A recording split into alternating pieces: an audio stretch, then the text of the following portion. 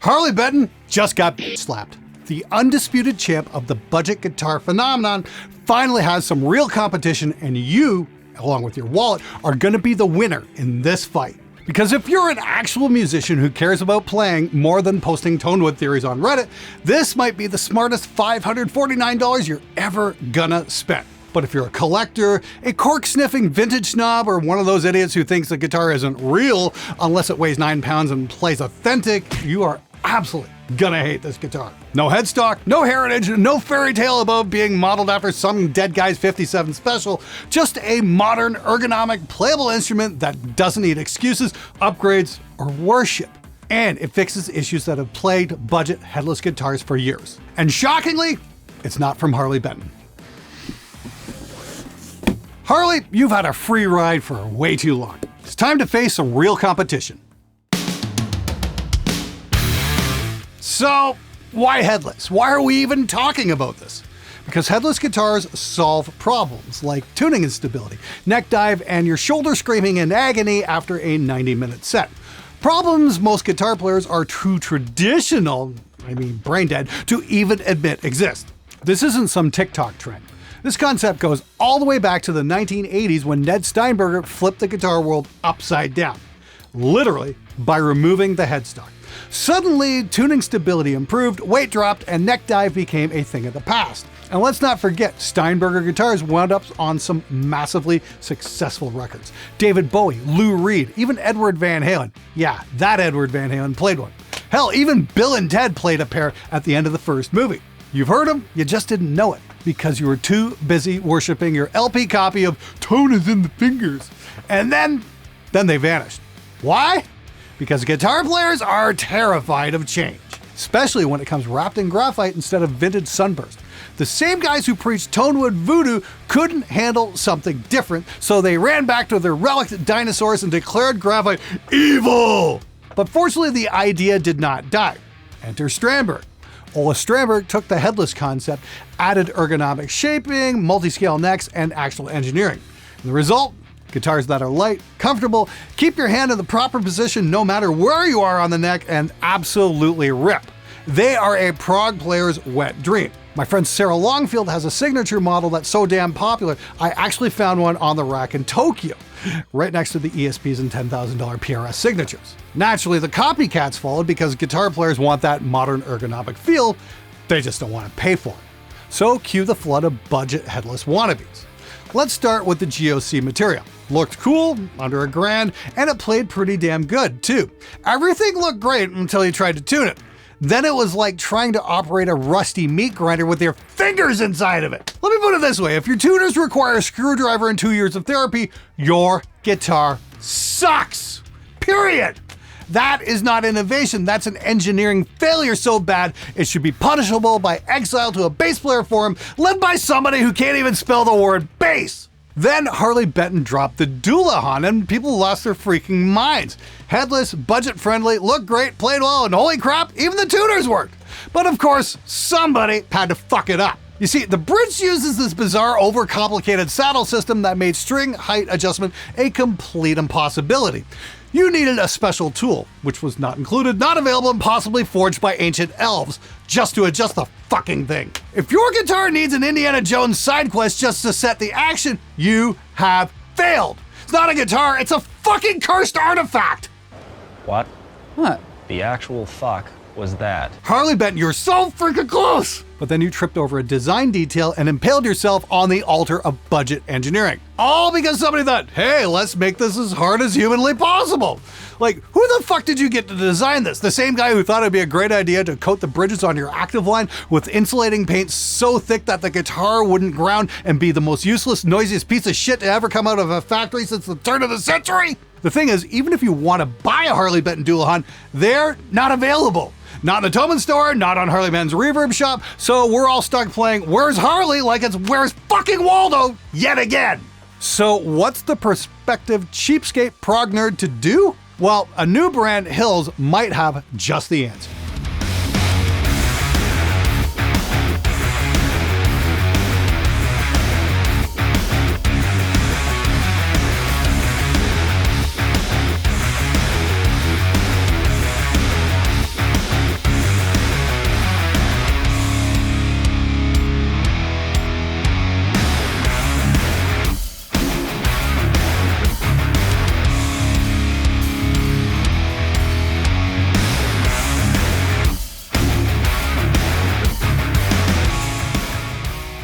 Now, we gotta start with the fundamentals. You know, the things that the forum wankers insist are the only things that matter when judging a guitar.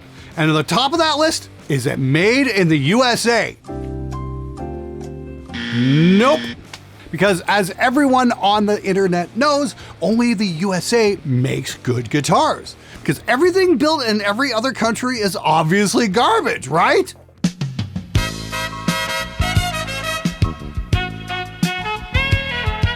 Meanwhile, American-made guitars are just naturally superior. Yeah, okay. Now, this guitar was made in Indonesia, just like a whole bunch of really great stuff is. But they are doing some very important things to the guitar in the USA, and I'm going to show you what that's all about in a minute. I just wish those authentic American builders could do the same. And of course, we got to look at the other mega important thing, according to the douchebags on the Facebook groups. I'm sorry, I meant experts. And that is tone wood, of course.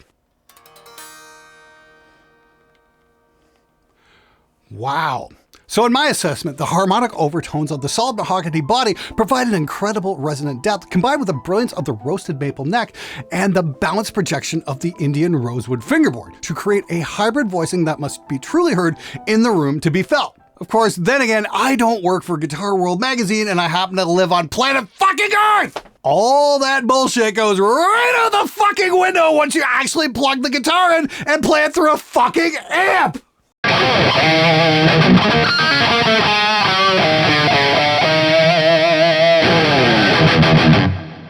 Weird, right? Thought I'd change things up a little bit with this review instead of the typical sit and strum and bore the shit out of you guys. I thought we'd do, you know, some of the standard stuff, but we're going to mix it up a little bit. And I'm going to add a couple other tests into this because, you know, this isn't about how good of a guitar player I am. I'm not. This is about, is this guitar a good purchase for you, especially if you're in the market for a budget headless. So, of course, I always get the, oh, how does it sound on clean tone? And I'm using the Magnatone SL100 amp, and that's a beautiful sounding amp, running through the Neve, of course, and the Eventide H9000. I've got an amazing video about that. I can put a link to it up at the end. Make sure you don't miss that. Really, really incredible piece of hardware. And we're running through the Celestion EVH speakers. And yeah, this is what we're getting for a clean tone.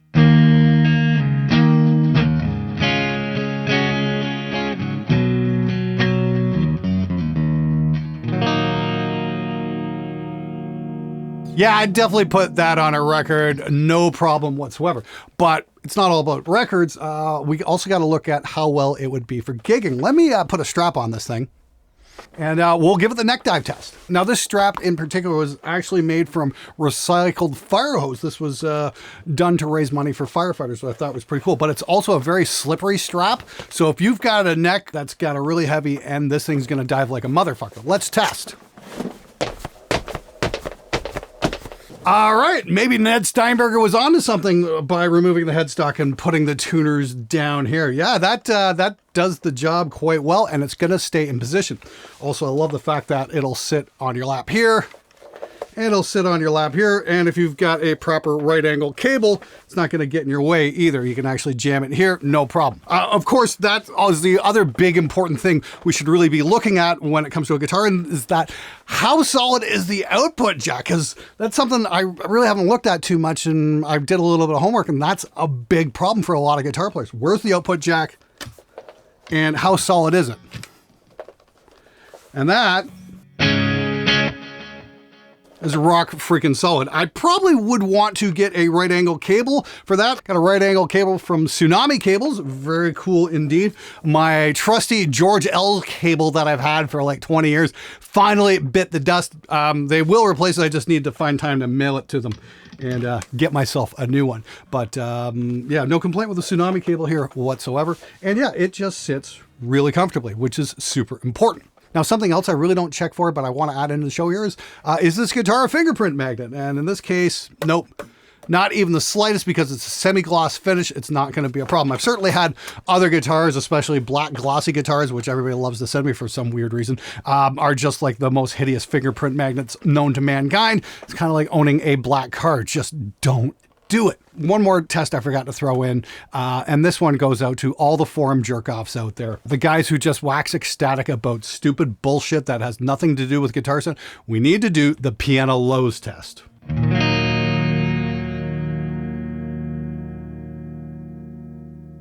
Yeah, you know what? It sounds like a guitar. My suggestion is, if you're looking for piano lows, play a fucking piano, dumbass! Also got to mention, thanks to my friend Yuj Valverita, I am running a Boss SD1 in front of the Magnetone, and that's giving me that kind of screamy sound right now.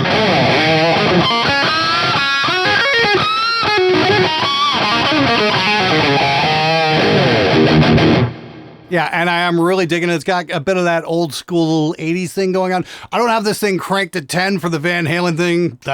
This amp really does that, by the way.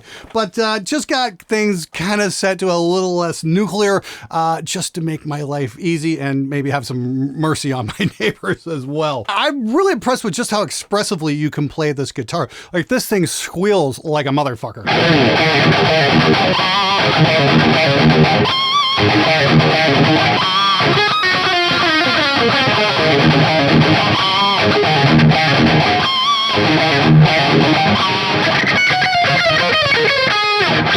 One of these days I am going to get that right. I am almost there. Just probably need to play it another 3,000 times or so, and it will happen. Yeah, super cool. Again, I gotta say, this guitar is just so comfortable to play.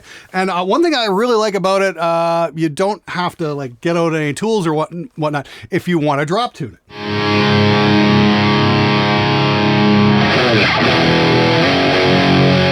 That was super easy.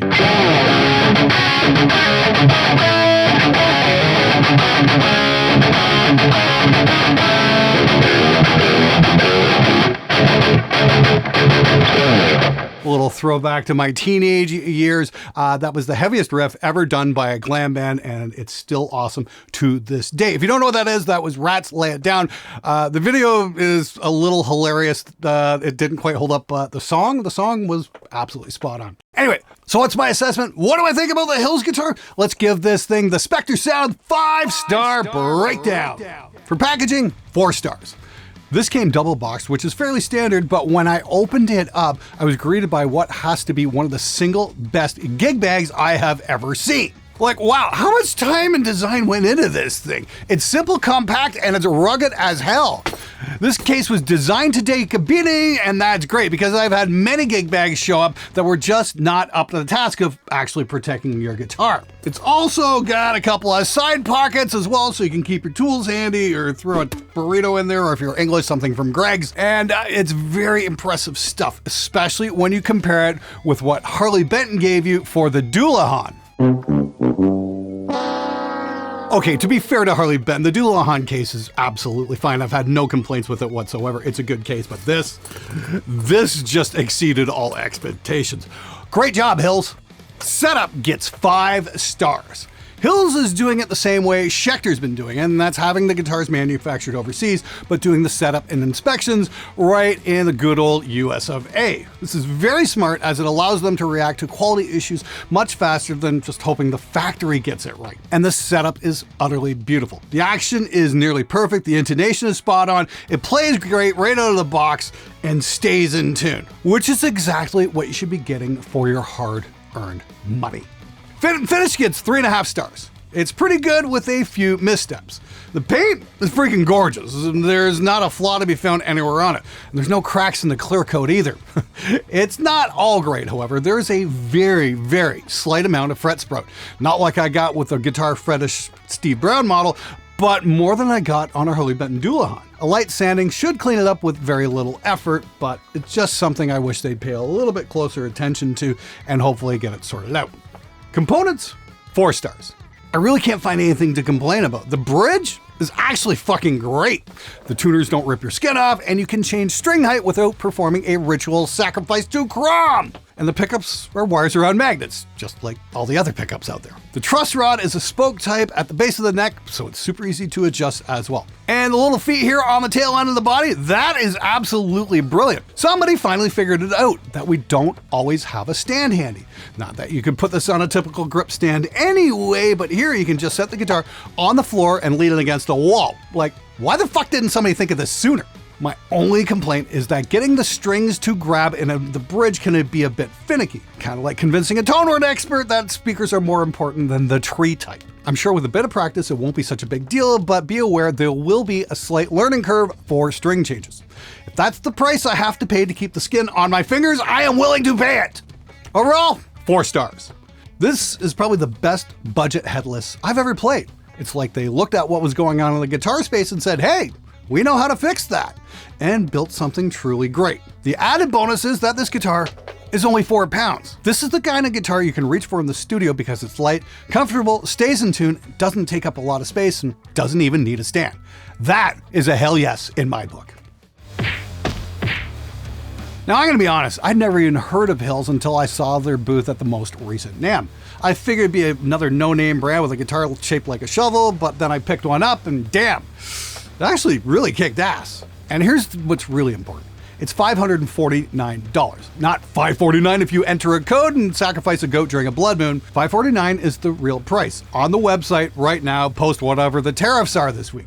Go check it out if you don't believe me. Please, let's be clear here. I am not throwing Harley Benton under the bus. The blue SG for $249 is a total sleeper hit, and this Tom DeLonge ripoff is so good, Fender should be filing restraining orders. But let's be real here, when it comes to budget headless guitars, it is a barren wasteland out there. The new Dualahans that have been promised for so long, well, they're taking about as long as George R.R. Martin is writing The Winds of Winter. And when the Dualahans were available, they had that idiotic saddle design with 0 string height adjustment, because apparently your only choices at that price point were cool looking or playable, and not both. Harley Benton, you were almost there, and then Hills walked in, didn't shit the bed on the bridge design, and handed you your ass. No Tonewood fairy tales, no vintage cosplay, just a modern, comfortable, well set up instrument that doesn't suck. It's time we stop pretending that relics and Tonewood myths matter and start rewarding guitars that are great at any price point. Hills just raised the bar. Harley Benton, it's your move. I can't wait to see what you come up with. A court snicking. Now this isn't some TikTok, so cue the flood of budgeless. Sorry, Danny. Nice. Hey, let's make this it's like a bunch of whole. Now they could. Nope. Oopsie. Overall 4 stars. Yeah, sorry, I was playing bass earlier.